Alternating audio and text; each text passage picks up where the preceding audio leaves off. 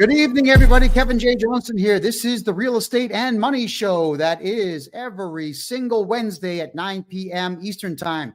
Tonight is episode 32, Tax Court and Gold. We also have a special guest that you've seen on this show before. Kim Park is going to be joining us shortly to talk about gold, silver, and property for sale, property for rent, for lease, whatever it might be, but we prefer for sale, of course, all over Mexico and here in Panama. So we'll have Kim joining us in less than 15 minutes time. We wanted to dive right into this, everybody. And that is, I got to share this. I know on TikTok and on Kick, you're not going to see this, but I will explain what we're looking at here. Tax Court of Canada, everyone. Tax Court of Canada has become something that taught us by default that there is no authority in Canada when it comes to taxes. So the idea of taxes in Canada, they pretty much are voluntary. The only legal obligation you have for tax in Canada is to submit your income tax form, whether there's money on it or not. You actually, if you don't feel like cooperating with them, just simply put your social insurance number, first and last name, a signature, and nothing else, and send that in. Congratulations, your tax return is done. The Canada Revenue Agency, at that point, everybody is going to assess you, but it's a guess. They guess. They just write a random number down as to what you owe on taxes. Now, when you get an assessment, it doesn't mean you owe any money at all. That's just them trying to steal from you. And what we do immediately is we file an objection and demand an appeal date. So we appeal. Now, here's the way that it worked. Client of mine appeals a $70,000 tax assessment. In the appeal court, the judge just didn't like me because I've got a big mouth, and the judge knows that if he lets me speak, I'm going to win. So he denies me being their representative. Clause 15 of the Taxpayers' Bill of Rights says you can hire me or anyone of your choice to represent you. So that happened on a Thursday. We appealed that.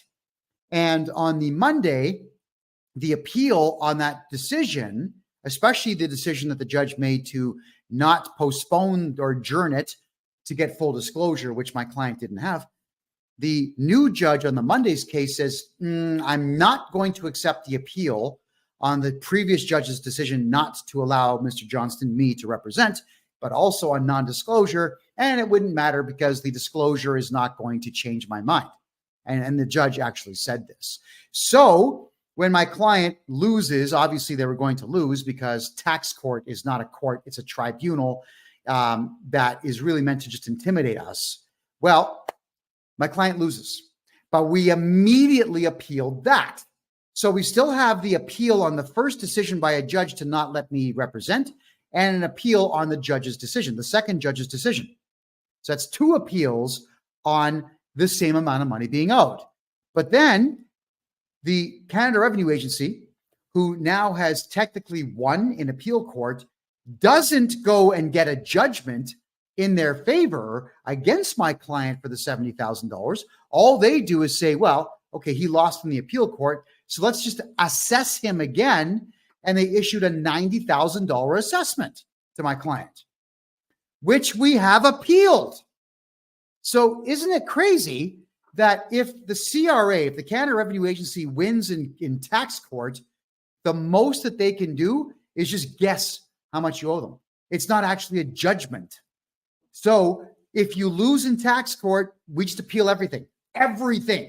And it's going to be another year or so before this gets heard in tax court again for my client, which means my client is going to just never end up owing that money. Doesn't change the fact that we're still going to remove my client's name from his own house. We're going to move it into a trust, and we're also going to move all of his money into a corporate bank account and into an American bank account that we are not going to tell the Canada Revenue Agency about. Why? Last week, I told you about Chapter 10 of the auditor's guidebook, the auditor's manual, and it says that they don't have any authority. So not only does the Canada Revenue Agency not have any authority to force you to talk to them, but even the court doesn't have authority. Now, let's go through the court here. This is where it gets very interesting, everyone. This is the Tax Court of Canada's actual website. So everything I'm going to read to you is verbatim from their own website. This section strives to give you information and tools to help you start your appeal or application, prepare for your hearing, and understand what is expected of you. In no way does this section constitute legal advice or should be taken to mean that legal advice is not necessary. We encourage you to seek legal advice first. Some information on where to find a lawyer can be found here.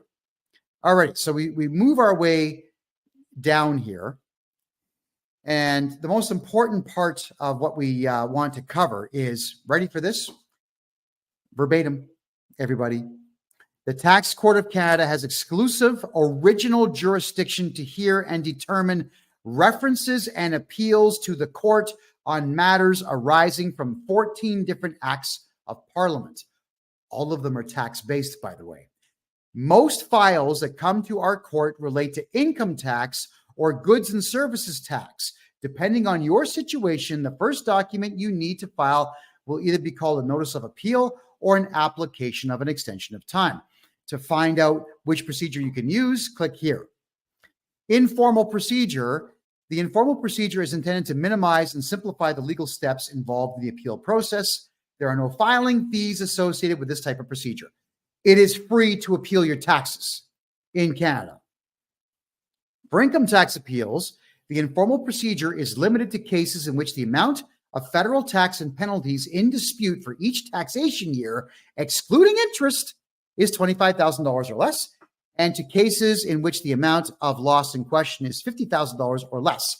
For GST appeals, which is the goods and services tax, on the other hand, the informal procedure is limited to cases in which the amount at issue is $50,000 or less. So it's kind of like small claims within the same court. If your amounts exceed these limits, but you would rather proceed with the informal procedure, you may do so by stating in your notice of appeal that you agree to limit your appeal to $25,000 or $50,000 as the case may be. And then the general procedure is more formal in its proceedings and legal steps. Filing fees are associated. So if it's more than 50 grand in tax you want to appeal, it costs you $250 to do it. In Class B, it'll cost you $400, which is up to $150,000. Okay, whoopee-doo. What I'm getting at here is tax court has a very simplified procedure for anyone who's got an assessment from the CRA, which is not tax owed. It's just the Canada Revenue Agency guessing that you owe tax and trying to threaten you into it. Now, as we went through this document, and you can see there's the address right there, tcc-cci.gc.ca. That's their official website. It's a horrible domain name, but that's it. All right. What they say in here, and you got to read it for yourselves. I can't read the whole thing because we're short on time tonight. But what they say in there is that it only has federal tax court only has jurisdiction over Canada Revenue Agency matters. It cannot and does not have any ability to judge or rule over provincial income tax or municipal tax. So what's the point of having a federal tax court that doesn't have any jurisdiction over anything or anyone except for one agency? And that's the Canada Revenue Agency. And even then, we know that we, the people, are going to lose in that court. So we just appeal again and appeal again. And 5, 10, 15 years down the road, when you've moved all your money and assets out of your name, with my help, of course, they can't get anything from you anyway. So I just wanted everyone to know that we have discovered this remarkable fact, and that is that the Canada Revenue Agency does not have any jurisdiction. Federal tax court in Canada is only a tribunal, and there's only how many? Was it 10 judges? 25 judges assigned. So 25 judges assigned to all of the tax courts all over Canada. And in Hamilton, Ontario, which is Canada's Pittsburgh, which is 48 kilometers west of Toronto, they've already closed down one of the federal tax centers. Why? Well, because of unfettered immigration, all the gangs are shooting each other downtown Hamilton, which was always a tough city. And they decided to fear it and say, well, we don't want to work where there's gunshots going off. So they have shut down the Hamilton federal tax building in Canada. Now, here's one more mind-blowing fact about Canada Tax Court, which is on the same website that I've just shown you tonight. And that is that the only thing that they can judge is, yes, you owe tax. No, you don't owe tax. They are not allowed. They do not have the jurisdiction in Canada Federal Tax Court to issue a monetary penalty in the favor of you, we the people, or in favor of the Canada Revenue Agency. So let me repeat everything I've just said over the last 10 minutes here. Canada's Federal Tax Court does not have any authority over provincial or municipal courts or provincial and municipal income taxes or taxes in general, and only has the ability to say, yes, you owe tax and no, you don't. And if they say, no, you don't, you can appeal that. And if you sue the CRA in tax court, they can't issue money to you. And if the Canada Revenue Agency sues you in federal tax court, the federal tax court cannot award them money either.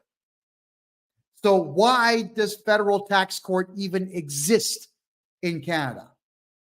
It's just to give you the illusion that the Canada Revenue Agency has some type of power, and to give you the illusion that there's actually a due process open to all of us to beat taxes. It's not going to be in tax court. When you come to me, when you hire me to do your taxes for you and to get rid of the Canada Revenue Agency, you got to remember this. 1, I'm not a lawyer. 2, I'm not a paralegal, which means I'm not bound by any of the rules of the law society of any province. Number 3, I am not a chartered professional accountant. Do you know why that is awesome?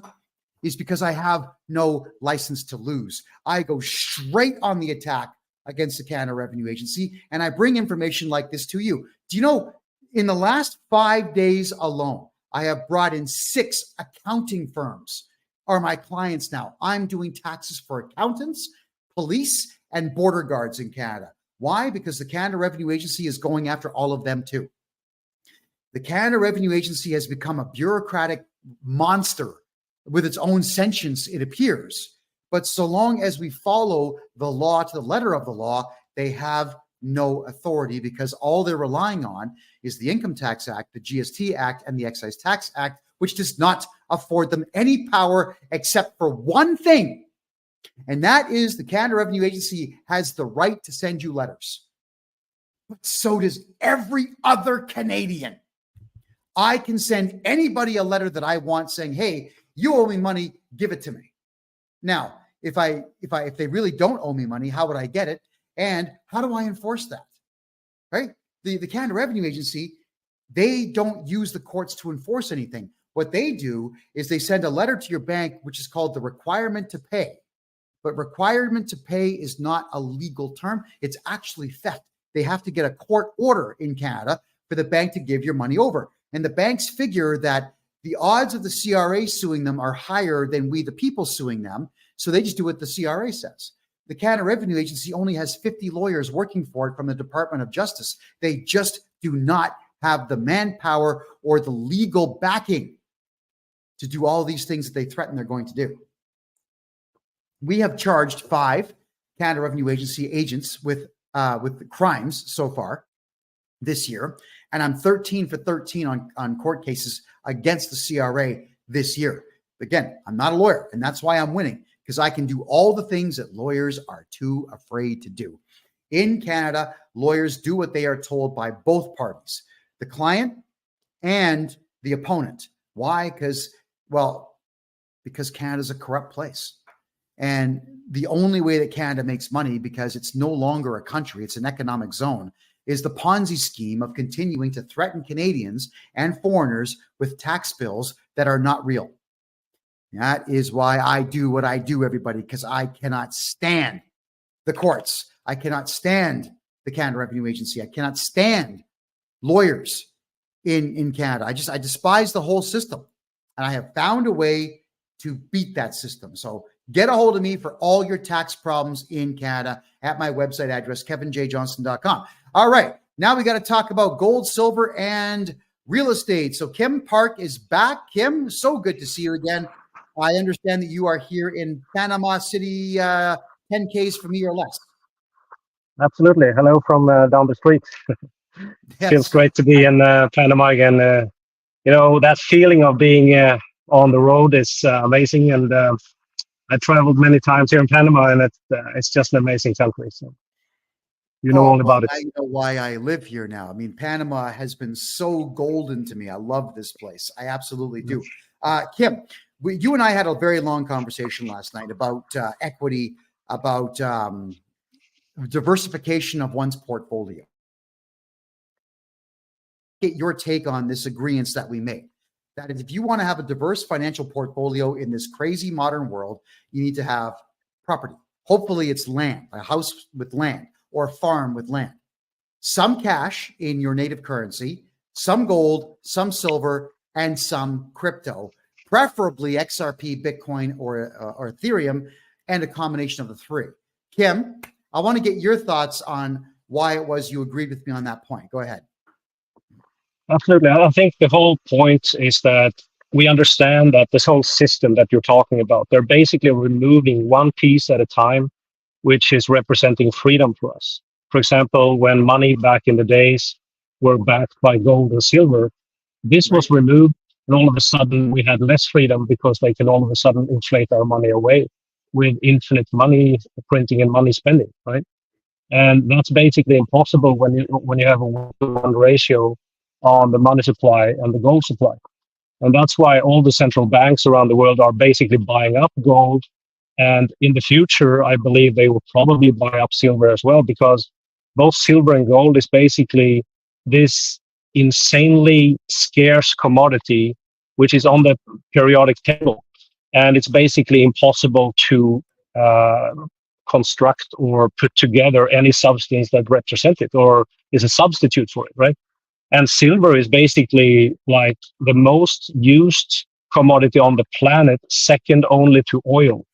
It's used in, electronics. It's used in clothing. When you're looking in the mirror, you're looking at silver. And it's used in so many things. And then you have gold, which is used in aerospace. It's used in dentistry. It's used in the jewelry market. It's about 50% of the whole gold market. So I believe that gold and silver is absolutely crucial to have in your diversity portfolio. because it's basically a commodity which you can keep physically and have the value in your hand. In this modern day world, when you have all these made up bullshit, values and commodities, and you have these ETFs, that's basically how they manipulate market, right? But if you hold the physical gold or silver, it's something that they cannot take away. And if you look at the COMEX gold market in New York, you will find that one gold position may have maybe 500 or 600 owners, but there's only one that can take delivery, right? Which means it's a big hoax, the whole system. So I think gold and silver is very important to educate ourselves on. And what you will find is that it's basically true money and true value that has been around for thousands of years.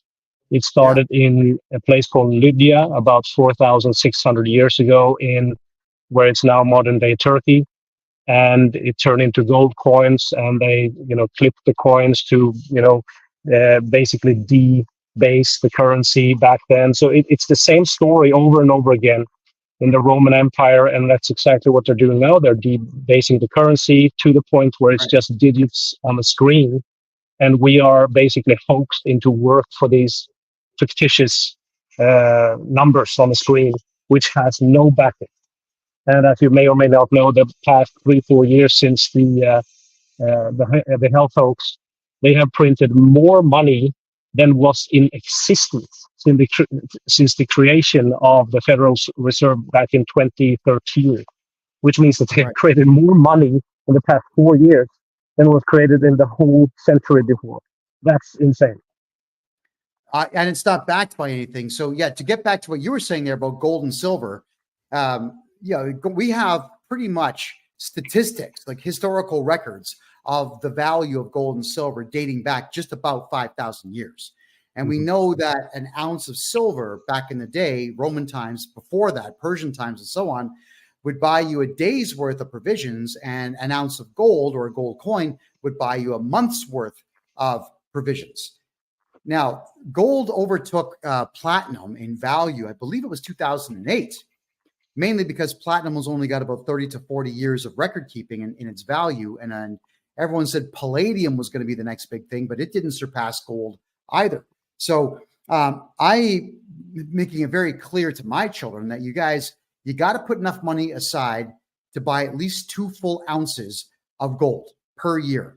Because if you do that from age 20 to age 60, that's a lot of ounces. That's 40 plus ounces of gold if you're doing it annually. Or 80 if you do 2 a year annually. And you got to factor in that's about not quite $3,000 an ounce now Canadian, but it will be probably 10 to 15 at that particular time. Now, gold is not something that I would buy to make a quick turnover. I would do that with houses. I wouldn't do that with gold. For me personally, you can tell me if I'm right or wrong here. I would be buying gold and silver with the intent of hanging on to it for at least 10 years before I even consider selling it. It's kind of like I'm spending the money now. I will never get that money back, but I do retain the value. Your thoughts? Go ahead. Exactly. And I think, gold is the best way to store value. It's something where you can keep value very securely. And especially if you have physical gold in your hand, you know that you have the value. You don't have a counterparty. If you put the money into the bank, most people don't understand. But once you deposit the money into the bank, the money is not yours anymore.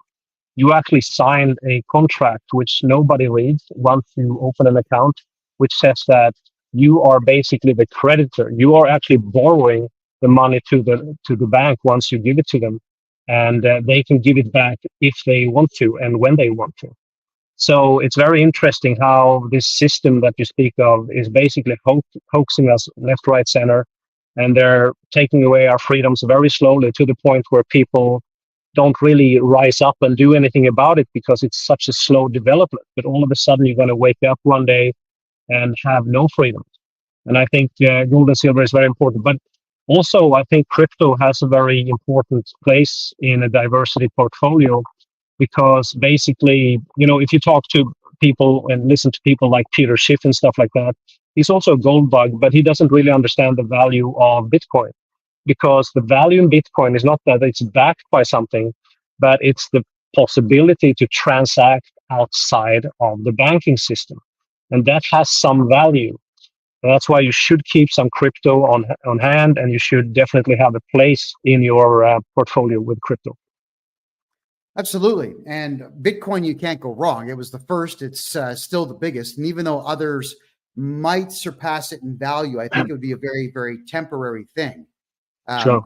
If you've got Bitcoin, and Jay says XRP, and Jay's not wrong. I mean, XRP is certainly something that I am investing in myself because I'm seeing the potential in it. But there are times, folks, if you got some extra Bitcoin there and you've made some money in a bull market, you can turn around and play some games like I did with Terra Luna. Crypto.com was selling Terra Luna for 30 cents a coin.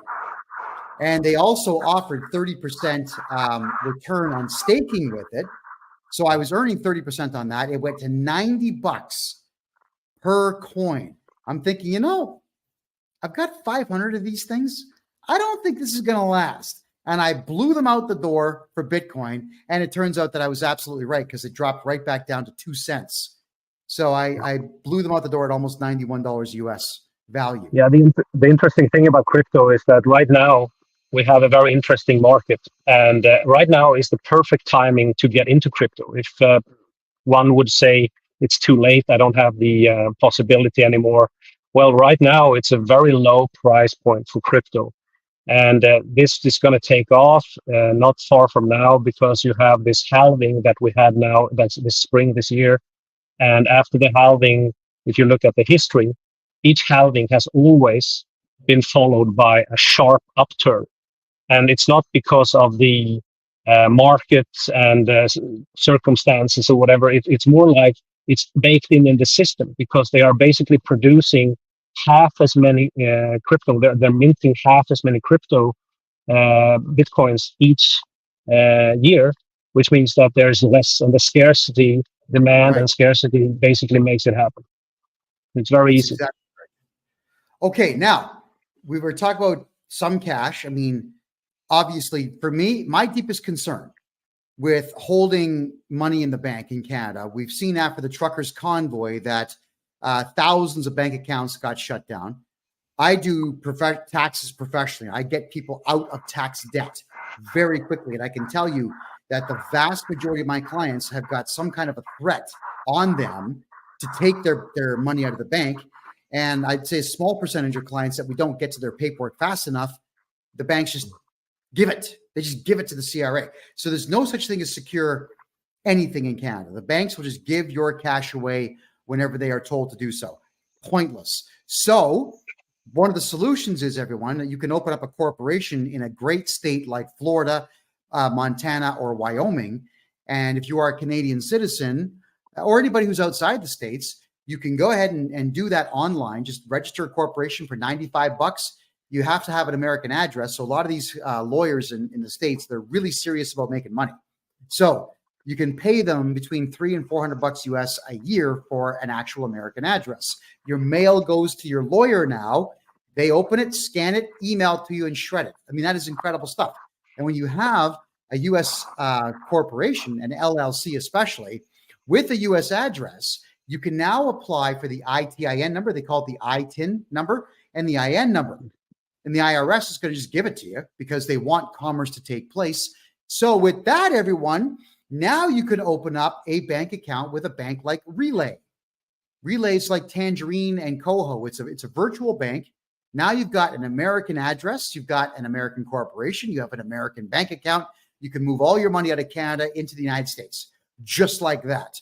And then with the ITIN number and the IN number, getting yourself an E2 visa is a matter of just going into the United States and applying. Now, we do have a bit of an issue. We covered this on my show last night there, Kim, and that is 52% of Canadians that try for E2 visas get denied. For some reason, America does, well, it's not the American people. It's the Biden administration does not want Canadians bringing money into the United States and buying up cheap properties. We covered last night on my show that the condo market in Florida, for example, has crashed. 1, 2, and 3 bedroom condos are selling for between $65,000 and $95,000 all over the state. Think about that. Yes. So you could, in Canada, just use your credit card and buy a condo now in Florida. But let's talk about Mexico and Panama. Panama, I am well aware of the fact that you can buy condos down here for 50, 60,000 bucks. I'm also aware that there are houses going into places like Panama Pacifico for $60,000 for a townhouse. But you had a couple of projects in Mexico around the Cancun area. Please go ahead. Let's talk about that. Absolutely. I think it's very important to have some cash flow properties in your portfolio. And I think if you can find, good hotspots where you have a lot of tourism coming in and a lot of expats, you will have this constant flow of business where you can rent out to people. And what I found is that you can actually have almost double, sometimes even triple the amount of returns that you get on a property if you choose wisely the kind of area that you want to be in. And I was actually out with a broker the other day here in Panama as well. And you have really interesting condos. I mean, Panama is great because you have the whole Bay Area in this city. You have these insane high-rise buildings. It's almost like Miami, right? So I think it's like a cross between Miami and a typical Latin city. So you get the best of both worlds, right? And these condos have just insane views over the bay and the ocean. And it's super easy to rent out, really nice deals. And if you can get yourself one of those condos, you can rent them out very easily on Airbnb. Same thing in Playa del Carmen and also Cancun in Mexico. It's very easy because, everybody heard about Cancun. Most people have been to Playa del Carmen. And I'm building a project right now in Playa del Carmen myself. And, the numbers are just insane. It's very hard to say no. So I'm helping clients all the time to get properties where they can sort of maximize their returns. And that's what it's all about. I don't really care what you invest in, if it's, land for development or if it's, you see here in the pictures, you see these high-rise buildings. And you can imagine when you have buildings with 60, 70 floors, the insane views, especially at nighttime, when you see all the lights, it looks like just insanely inviting, right? And I visited Trump Tower actually the other day. I had a meeting with my lawyer there, and Trump Tower also has some insane apartments for sale and also for rent. You can also rent if that's your choice. And as the rents are also quite affordable if you compare to Canada, where you get pretty much nothing for the money anymore, right?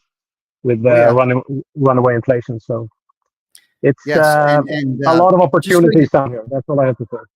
Well, there are. And for those who are wondering what we're looking at, this is downtown Panama City. This was about 2 months ago. We chartered a small plane to fly all the way to the north end of the country. It only takes 20 minutes to fly from the south end of the country to the north. It's only about an hour of height, but it's wide. It's about a 12-hour drive from coast to coast. Although you cannot drive all the way to Colombia in Panama. There's a huge swamp that just forbids any construction whatsoever. It wouldn't happen. So you got to fly to Colombia from here or take a boat. But if you look at the sheer size of this city, and just imagine a city this big, where half the population of the entire country lives within it. Look at all the opportunities here. What you're looking at, this area is close to the airport. This is the far east side of Panama City, where there's a lot of warehouses for sale. We're looking at 5,000 and 6,000 square foot warehouses that are selling for less than $200,000. We could turn that into a combination of things, bachelor pads and a studio and a trade school, whatever we want to do. You'll also find that if you're coming into Panama, that there are a lot of properties that you can get your hands on. And like Kim was saying, you can get a lot of Airbnb properties. Now, there's a couple of buildings, Kim, you and I did talk about this at length, some office towers, where office towers around the world are kind of emptying out, mainly because everybody can work from home. Like yourself, you and I are doing a show, you're in a restaurant and I'm in a condo. I'm on a 7-year-old laptop. You're on a cell phone. It's amazing what we can all do with our technologies, right? So office towers need to have a new conversion rate. So we were talking to a couple of office towers where they've got entire floors for sale, where all we got to do is get in there, gut the office stuff that's in there, and turn them into interesting residences, Airbnbs, condos, or even schools. So why not just come down and look for the opportunities, everyone? Oh yeah, and Kim, here's the really cool part about the city. Small planes are not supposed to fly over downtown like this. But we asked the pilot, could you call in and tell him there's some rich gringos in the plane? So he gets on there, and in Spanish he says, oh yeah, we have rich gringos in the plane. Can we do a flyover? And he got permission from the tower to do a flyover. So I'm going to just advance a little bit here so you can see how close we got to the tops of the buildings. The rich white guy comes down and bosses things around, people around. Well, there's no white privilege in North America at all, contrary to popular belief, but there is in Panama. Yeah, but this is the truth. I mean, when you go abroad, and especially in Latin America, a lot of people have heard about, oh, it's so dangerous and it's so risky. But what you will find is that people are extremely welcoming to foreigners. It's like this endless help that you get everywhere. People are so helpful, and I had people, just because I asked for directions, they're on their way to work and they have very little time, but all of a sudden they have all the time in the world just because they want to help me, they want to show me. So people are so helpful, and that's what people are gonna realize once they come down here.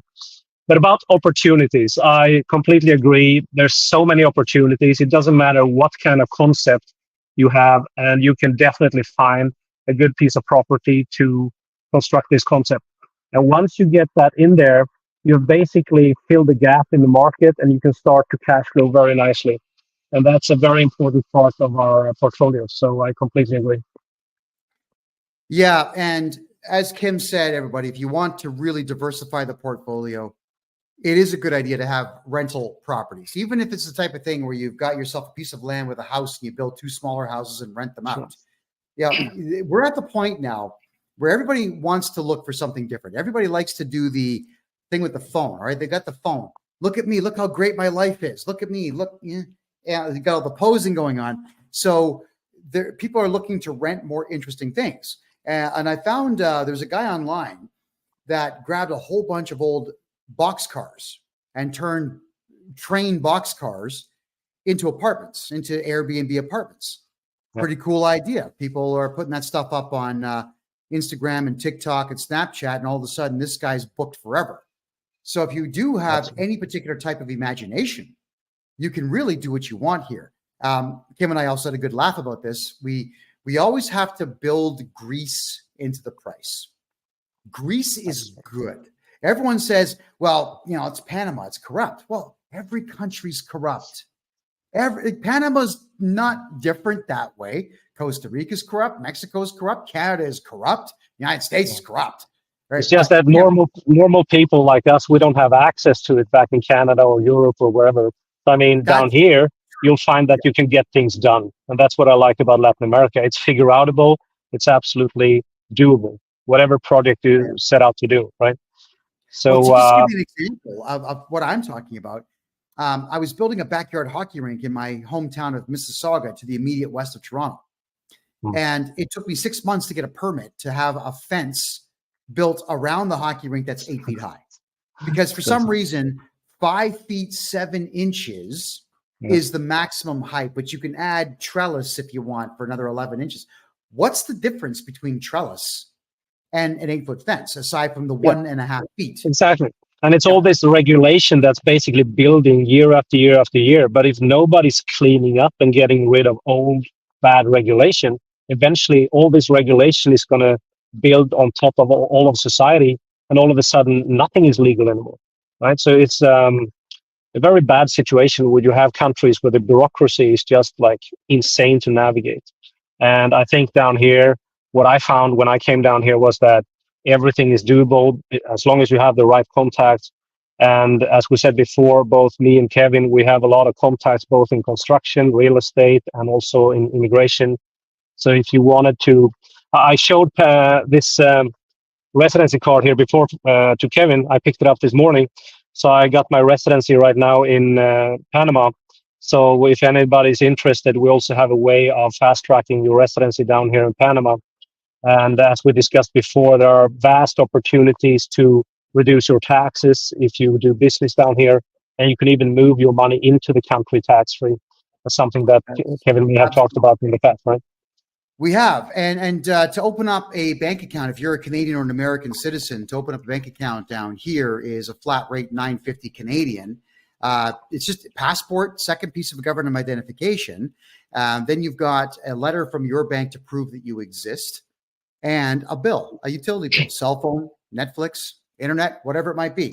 Now, Kim, you're going to love this one. I went out of my way. I worked very hard on this with the banks down here in Panama. I'm telling them that a lot of Canadians just cannot get access to their Canada Revenue Agency accounts. So if the banks are wanting a tax return, Canadians can't get them because the CRA is not giving it to them.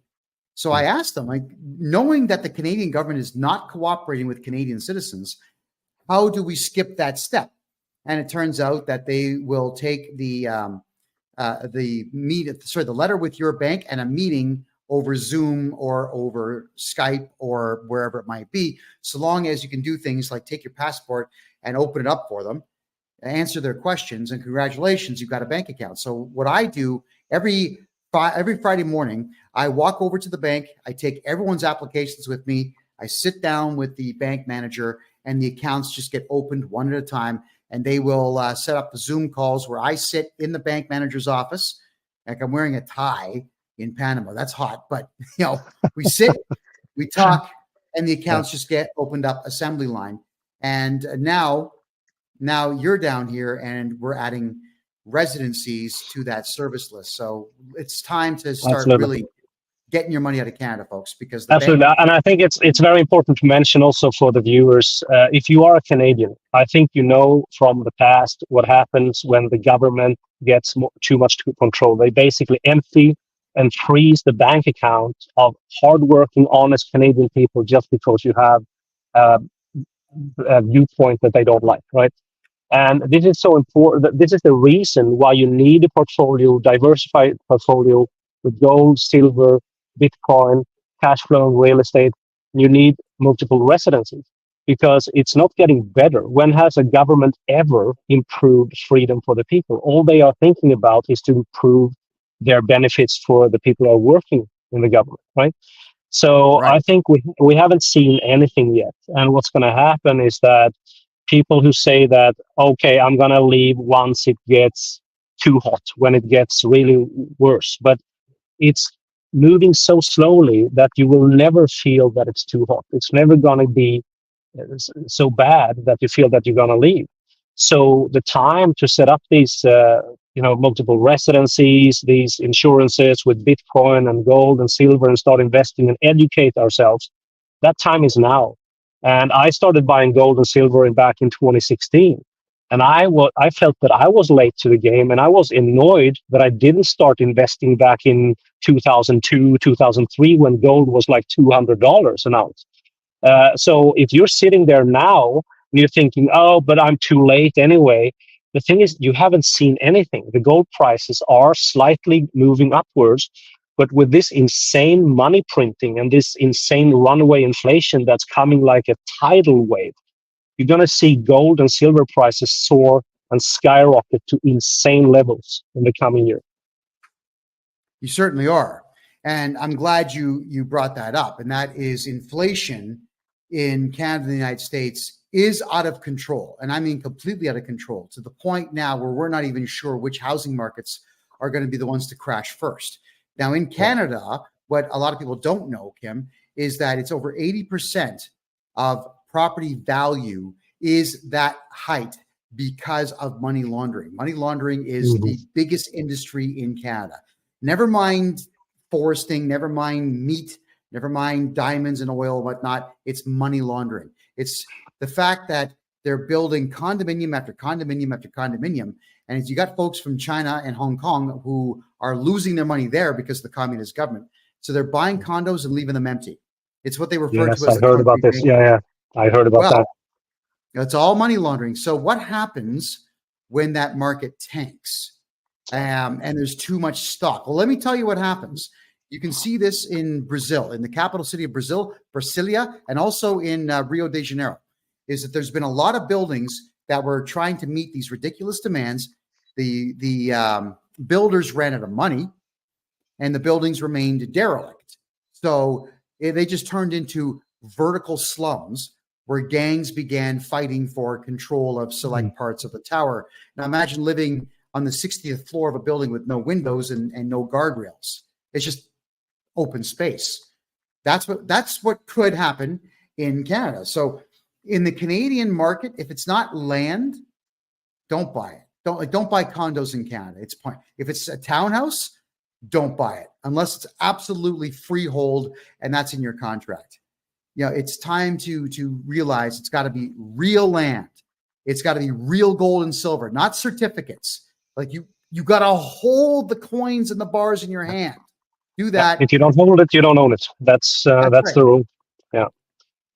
ETF is just for lazy idiots that just want the comfortability and the easiness. But all of a sudden, they're going to find that 500 other guys have claim to the same position, and then it's not so fun anymore. So you got to buy the physical.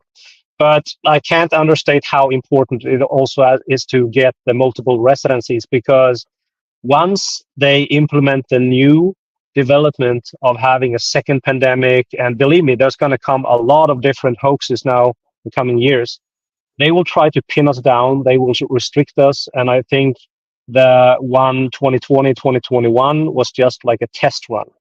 And they saw how obedient these sheeplish people were. And what happens is that, if you don't have multiple residencies, or at least a second residency, you don't have an option. You have nowhere to go. So if you sit with one residency or one citizenship, and that country put on restriction after restriction, and they make you stay in the country, you have no ability to transact, central bank digital currencies and the social credit score is just around the corner for a lot of Western countries. And once that hits, you have nothing you can do about it.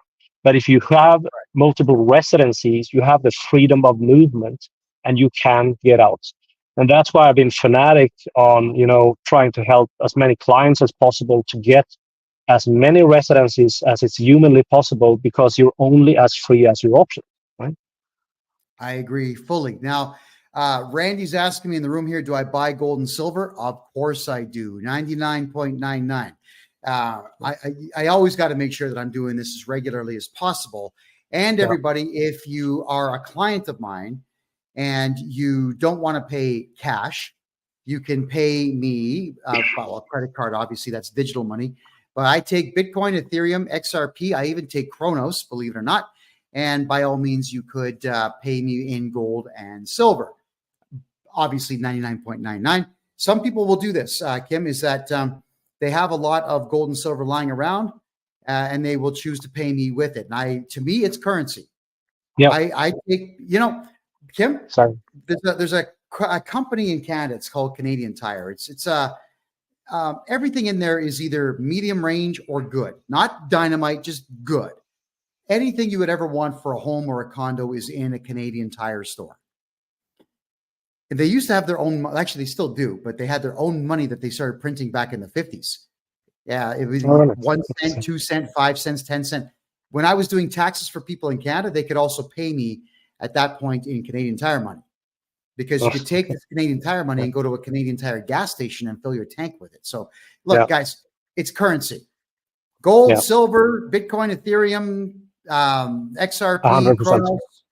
And just one thing I want to mention there, don't make the mistake of, if you are certain that you want to leave, you want to create a backup plan, you're serious about doing this, don't make the mistake of buying gold and silver before you leave, because that's basically the only weak point of gold and silver, that you need to transport it. And if you have, for example, gold or silver bars, sometimes it can be difficult to transport.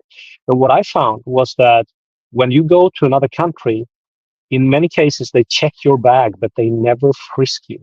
So it's very, very easy to buy gold and silver coins and just put them in your purse, put them in your wallet along with the other coins. And all of a sudden, you just have like a mix of coins. But either way, I wouldn't buy the gold and silver before you leave. If you say, okay, Canada was better before, now it's gone and it's going to get a hell lot worse. Okay, let's get a backup plan going. And you want to come down and get a second residency, get that second residency so you have that down. And once you come down here, you can buy. We have excellent dealers and coin shops where you can buy gold and silver. I bought gold and silver both in Mexico and also here in Panama. And then you can look at getting a cash flow property going. And basically, that's it.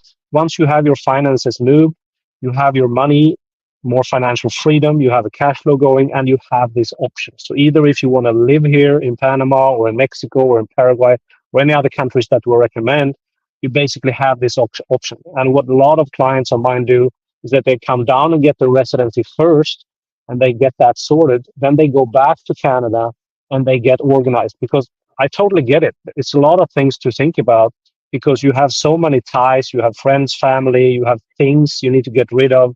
So it takes a bit of planning, but you should definitely get the second residency first so you have that secured, because once the shit hits the fan, it's game over if you don't have any options, right? Absolutely, it is, everyone. And well, listen to Kim. He's a clever guy. He's a very successful man, which is why I'm very happy to know him. A question we got here from Randy: what's better to buy now, gold or silver?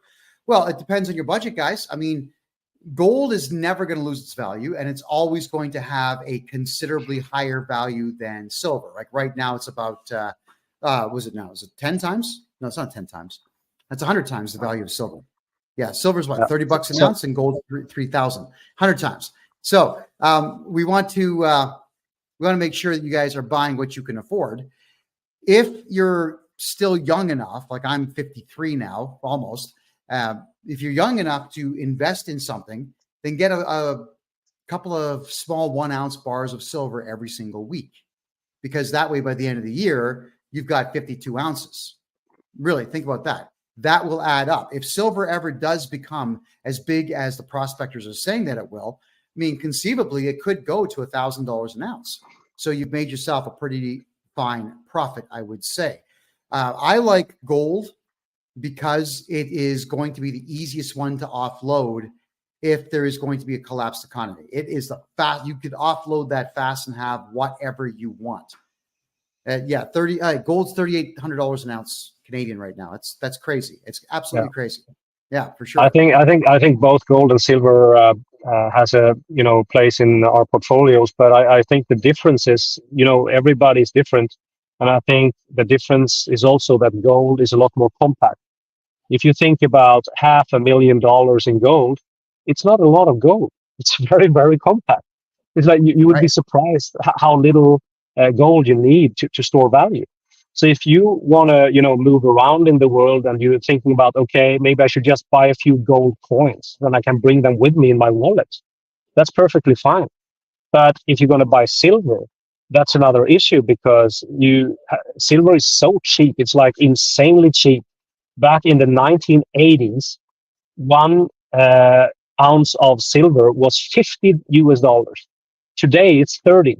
What other products or commodities do you know that's discounted from the 1980s price? It doesn't exist.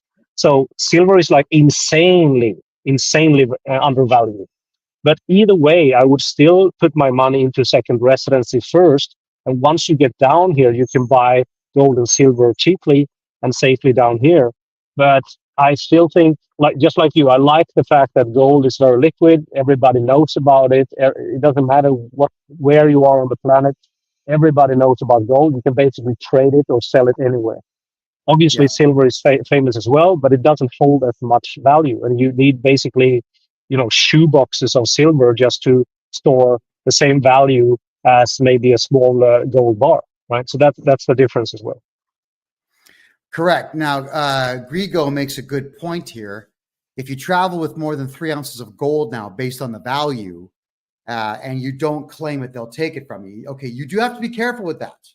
When you're traveling with gold coins and whatnot, you do have to be careful, because when I flew from San Jose, Costa Rica, here to Panama City, as I was leaving the airport, or getting on the plane, sorry, what they said was, do not bring more than $10,000 equivalent in US dollars. So because gold, I guess 3 ounces of gold would probably be less than 10,000 US at the time, I'd be okay with that. But you know what else they listed on top of gold, silver, cash, and gems? Sports equipment. You could not bring more than $10,000 worth of sports equipment into Panama from Costa Rica. Just like in Costa Rica, you cannot drive a rental car from Panama into Costa Rica. Remember we talked about this? Yeah. Soon they will start taxing your pink bikini underpants as well. Oh, then I'm in trouble. Exactly. Yeah. Panama's rental cars are about 1/10 the price of Costa Rica's. So we were hoping to fly to Panama, rent a car, drive to Costa Rica, and keep the car working in Costa Rica. Costa Rica government won't let that happen. So the governments in Latin America are trying to protect their own local economies, which I understand and I do respect. So as Kim said, if you're going to move to Panama permanently, then buy your gold and silver here. Don't try to transport it unless you've got something like 9 ounces and you've got a family of 5. You can all carry a little bit and you're going to be okay. Right. But consult with me and Kim before you bring anything to Panama. We don't want to see you lose it. Kim, we're out of time. Any concluding statements? Yeah, listen, I just want to mention that I was raised in a place just like Canada. I was raised in Sweden. I spent also 20 years in Norway.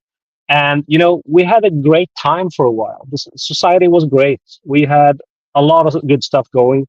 I had an ex-girlfriend in Canada. I spent some time in Canada as well, back in 2006. Canada was a great country. But look at it now. It's just insane. It's a shame, to see these places just deteriorate from the inside out just because you have corrupt politicians, left, right, center, making deals with the wrong corporations. And who picks up the tab? The normal people just like you and me. And all I'm saying is that once I moved away from corrupt Europe and I entered Latin America, it was basically like taking off the shackles from being in a dungeon. And when you come over to Latin America, you will not only see that your dollars go so much further down here, whether it's gold, silver, real estate, food, rent, everything, but you will also find that the people down here are extremely friendly. I cannot underline this enough. A lot of people think that Latin America is so dangerous.